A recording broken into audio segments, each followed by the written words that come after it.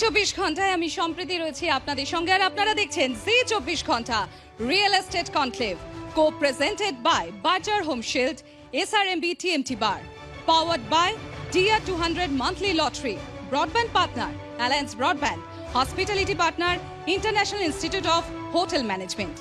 একটা বাড়ির স্বপ্ন কান্না আছে, আপনার আমার সবার আছে, কিন্তু তার মধ্যে সবার আগে যেটা আমাদের মাথায় আসে সেটা হলো কম বাজেটে কি করে সমস্ত ফ্যাসিলিটি পাওয়া যেতে পারে, অর্থাৎ সাধ্যের মধ্যে কি করে একটা ভালো আস্তানার স্বপ্ন পূরণ হতে পারে। আর এই সাধ্যের মধ্যে স্বাদ পূরণের আজকে যারা হদিস দেবেন আমাদের সঙ্গে এই মুহূর্তে রয়েছেন, আমি তাদের একে একে মঞ্চে ডেকে নেব। তবে তার আগে আপনাদেরকে বলি, যেটা জানতে চাইছেন তো যে কী নিয়ে আমাদের পরের আলোচনা হবে, যেটা বললাম কম টাকায় ভালো ফ্ল্যাটের সন্ধান মিলবে কিভাবে, আর এই মুহূর্তে দাঁড়িয়ে আবাসন শিল্পের চেহারাটাই বাকি সন্ধান দেবেন বিশেষজ্ঞরা। আমাদের সঙ্গে রয়েছেন যারা উপস্থিত, আমি একে একে মঞ্চে ডেকে নেব।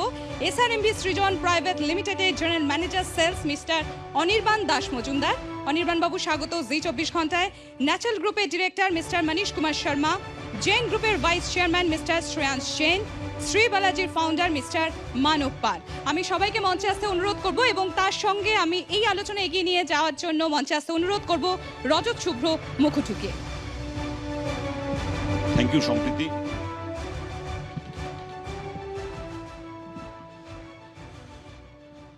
রিয়েল এস্টেট ইন্ডাস্ট্রি মানে ইকোনমির one of the major backbones. Real estate ইন্ডাস্ট্রির ডেভেলপমেন্ট যদি হয় তাহলে সেই অঞ্চলের অর্থনীতি অত্যন্ত গ্রোথ মোমেন্টাম অত্যন্ত বৃদ্ধি পায়, এবং গত কয়েক বছর ধরে পশ্চিমবঙ্গে কিন্তু এই দৃশ্যটাই দেখা যাচ্ছে যে রিয়েল এস্টেটে বেঙ্গল অত্যন্ত ভালো করছে।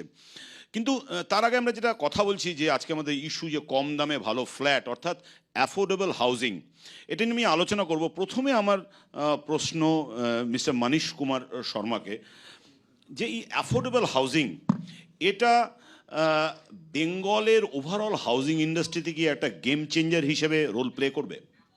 নিশ্চয়ই এটা আগামীকালে গেম চেঞ্জার হিসাবে প্লে করবে, যেহেতু এটা কনজিউমারদের ডিমান্ড হয়ে গেছে। এখন আমাদের যা স্টেট আছে এটা এমএসএমই অনেক এখানে আছে, তার জন্য অনেক রিকোয়ারমেন্ট আছে।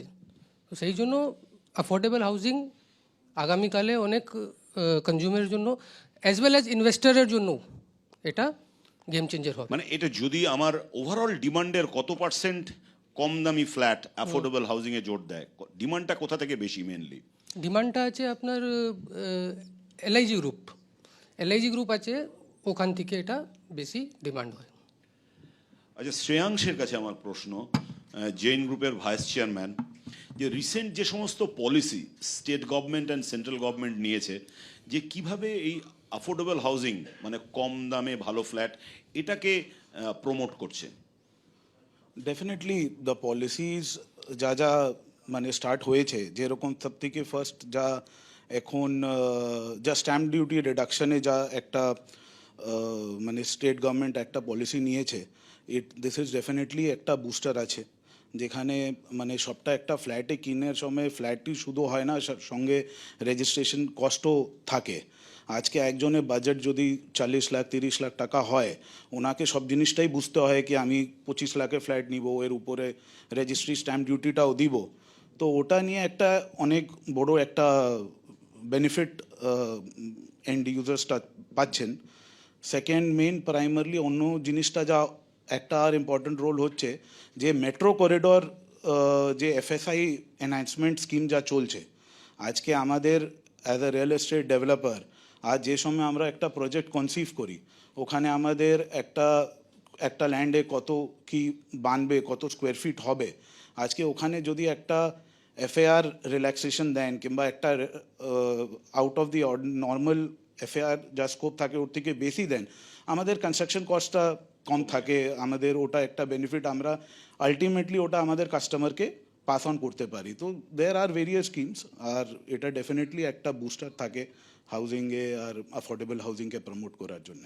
মানে সেন্ট্রাল গভর্নমেন্ট এবং স্টেট গভর্নমেন্ট এই সেক্টরটাকে প্রমোট করার জন্য they are taking major policy steps. Absolutely. আমার মানববাবু আপনার কাছে প্রশ্ন, যে এই অ্যাফোর্ডেবল হাউজিং এটা আমরা দীর্ঘদিন ধরে শুনে আসছি, compare to other metros Bombay, Delhi, Chennai, Bengaluru, Pune, এদের কম্পেয়ার করলে সেক্ষেত্রে পশ্চিমবঙ্গ বা কলকাতার কি অগ্রগতি? দেখুন, প্রথমে বলবো অ্যাফোর্ডেবল হাউজিং, এই কথাটা খুব পার্সপেক্টিভ। মানে অ্যাফোর্ডেবল কী, যেটা আমার কাছে অ্যাফোর্ডেবল আরেকজনের কাছে নাও হতে পারে। সো এই অ্যাফোর্ডেবল হাউজিং ব্যাপারটা থেকে আমরা কোন এরিয়াতে কী করছি। হ্যাঁ, যদি আপনি পার্ক স্ট্রিটে কোনো প্রপার্টি হচ্ছে, তো পার্ক স্ট্রিটের অ্যাফোর্ডেবল তার রেঞ্জটা একরকম। আবার যখন আপনি এক্সটেনশন অফ সাউথে গিয়ে করছি, গড়িয়াতে করছি, সেখানে আবার অ্যাফোর্ডেবিলিটিটা আরেক রকম।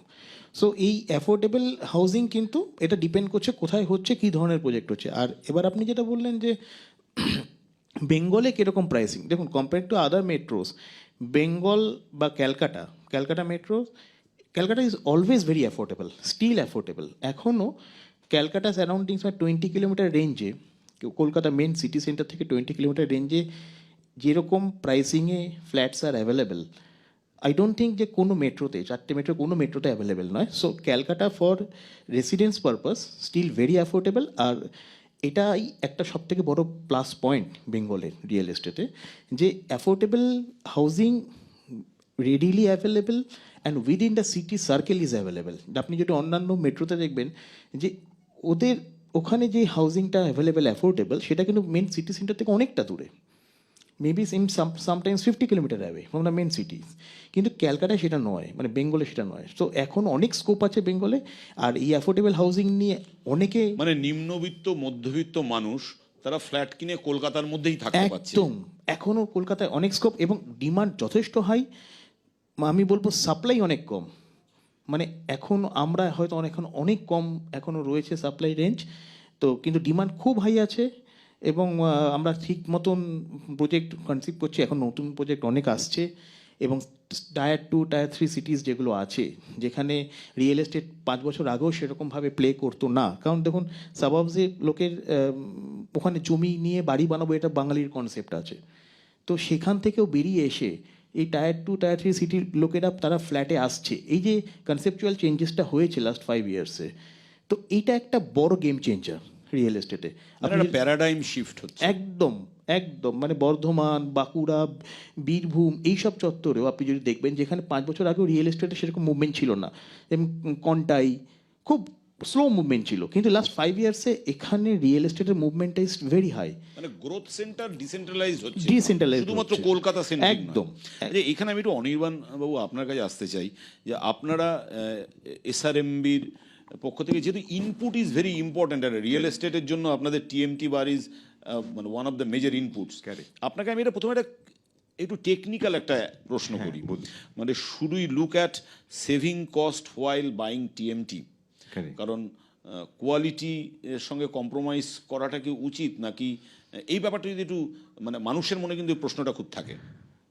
দেখুন, একটা জিনিস, আমি যেহেতু স্টিল ম্যানুফ্যাকচারিং ফ্র্যাটার্নিটিকে রিপ্রেজেন্ট করছি, একটা জিনিস আমরা আমাদের কনজিউমার সেগমেন্টকে বা বায়ার সেগমেন্টকে যেটা সবসময় সাজেস্ট করব, যে কোয়ালিটিতে কখনো কম্প্রোমাইজ করবেন না in terms of purchase of steel বা অন্যান্য কনস্ট্রাকশন প্রোডাক্ট যে আছে। কারণ বাড়ি আপনি একবারই বানাচ্ছেন হয়তো লাইফে, তো সেটা আপনার স্বপ্নের বাড়ি, সারা জীবনের সঞ্চয় আপনি সেখানে দিচ্ছেন। তো be very particular about choosing the right material, right construction material. তো এখানে কোয়ালিটিতে কখনো কম্প্রোমাইজ করার ব্যাপারে আমরা তো কখনো সায় দিতে পারি না, টেকনিক্যালি সেটা উচিত নয়। সো তার ফলে মানে আমাকে এই ইনপুট কস্টটা অ্যাটলিস্ট কোনো রকম কম্প্রোমাইজ না করে এগিয়ে যাওয়া উচিত, যেহেতু আপনি বলছেন যে বাড়ি আমি একবারই বানাচ্ছি। হ্যাঁ হ্যাঁ, কিন্তু এখানে আপনি যদি ইনপুট কস্টটা কম করতে পারেন, কম করতে চান রাদার, তার 2-4টে মেথড আছে। কিছু ইঞ্জিনিয়ারিং ডিজাইনের আপনি অল্টারেশন করতে পারেন, বা আপনার আমাদের মেটালার্জিক্যাল বা টিএমটি রিলেটেড কিছু প্রোডাক্টের আপনি অল্টার করতে পারেন ইউসেজের ক্ষেত্রে। দুটো একটা উদাহরণ আমি দিচ্ছি। যেমন ধরুন, আপনি যে কোনো একটা কনস্ট্রাকশন করছেন, আমার এখানে বাকি যে স্যারেরা আছেন, সাহেবরা আছেন, প্রত্যেকে রিয়েল এস্টেট সেগমেন্টকে হেড করছেন তাদের নিজের নিজের এরিয়াতে। তো তারা প্রত্যেকেই নিজস্ব বিল্ডিং বানাচ্ছেন, কনস্ট্রাকশন করছেন। আমার বক্তব্যের সাথে তারা সহমত হবেন। আজকে যদি আমি একটা কনস্ট্রাকশন করি, সবার প্রথমে আমি যদি তার ডেড ওয়েটটাকে কম করতে পারি তাহলে কিন্তু আমার স্টিলের কনজাম্পশন কম হবে। আমি একটা ছোট্ট উদাহরণ দিই আপনাকে।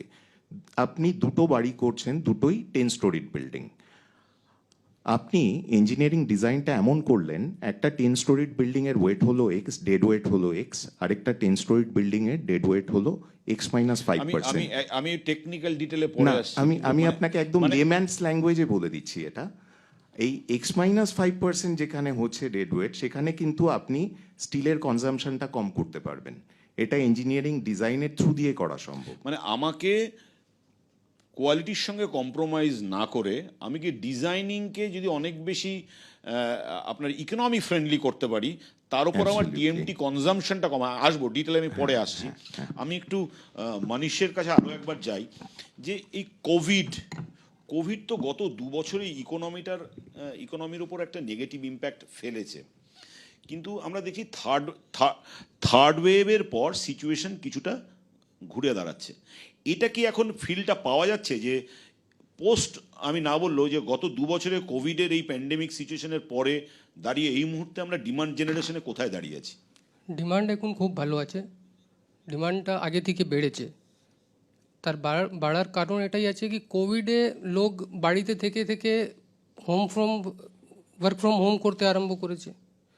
এবার যখন আফটার এই প্যান্ডেমিক যখন এটা সব জিনিসটা খোলা হয়েছে, তারপরে লোকরা বুঝে গেছে কি কমিউনিটিতে থাকা কত জরুরি আছে। সেই জন্য এখন সেই কমিউনিটিতে থাকার জন্য ওরা ফ্ল্যাটগুলো কিনছে, যারা ভাড়ায় থাকতো ওরা এখন কিনতে আরম্ভ করেছে। সেই ফলে ডিমান্ডটা মানে বেড়েছে। আমরা কি আবার আমাদের কোভিডের আগের অবস্থাটায় আসতে পেরেছি ডিমান্ডের নিরিখে? তার থেকে বেটার অবস্থা আছে। That is interesting. আমরা শুনলাম যে এই যে কম দামে ভালো ফ্ল্যাট আবার কিন্তু একটা ডিমান্ড জেনারেশন হয়েছে। কোভিডে যেই একটা আমরা দেখেছিলাম যে ডিমান্ড অনেকটা পড়ে গিয়েছিল, এখন ডিমান্ড এমনই জেনারেট হয়েছে যে কোভিডের আগের অবস্থায় আমরা আবার ডিমান্ড তার বেশি অবস্থায় পৌঁছে গেছে। ফিরে এলাম জি24 Ghanta real estate conclave, co presented by Berger Home shield, SRMB TMT bar, powered by DR 200 monthly lottery, broadband partner Alliance Broadband, hospitality partner International Institute of Hotel Management। আমার ফিরে এসেই মিস্টার জৈন, আপনার কাছে প্রশ্ন, এই অ্যাফোর্ডেবল হাউজিং বা কম দামে ভালো ফ্ল্যাট, এটা ইনপুট কস্ট ওভারঅল প্রাইসিংটাকে কিভাবে এফেক্ট করছে? আই মিন ডেফিনেটলি এটা ভালোই এফেক্ট হচ্ছে। যদি আমি কথা বলি লাস্ট 6 মাসে কনস্ট্রাকশন কস্ট মিনিমাম কিছু না হলে 30 থেকে 35% বেড়েছে। And as a market leader in affordable housing in West Bengal, মানে আমাদের সবসময় জেন গ্রুপে একটা ধারণা থাকে কি আমরা কীরকম একটা বাজেটে একটা প্রাইসে আমরা ফ্ল্যাটটা ডেলিভার করতে পারি।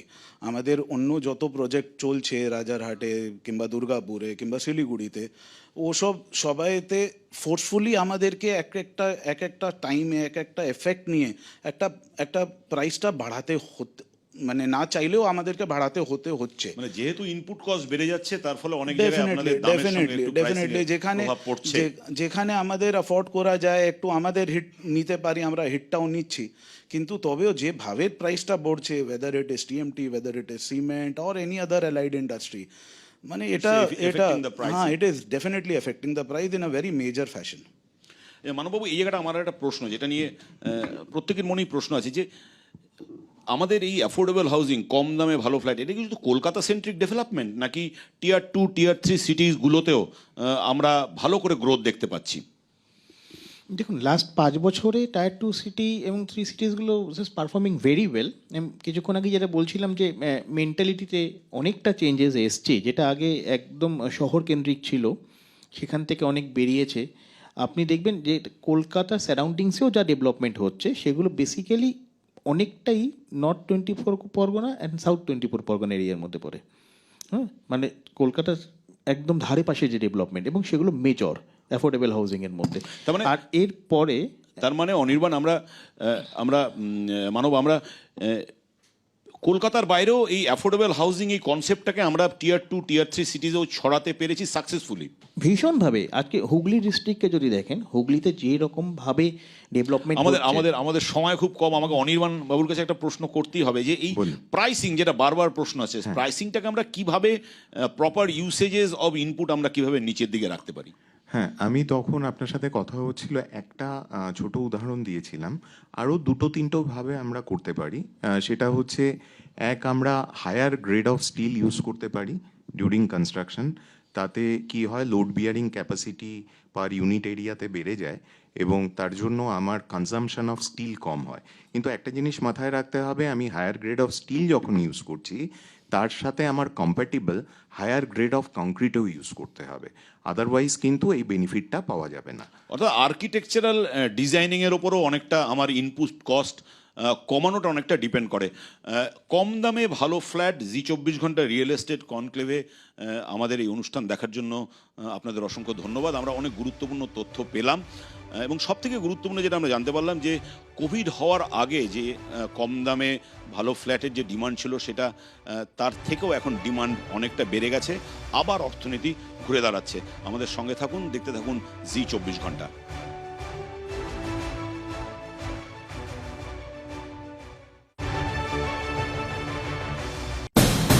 এখন নিউজ দেখুন আপনার সময় মতো, আপনার হাতের মুঠোয়, রাজ্য, দেশ, দুনিয়া।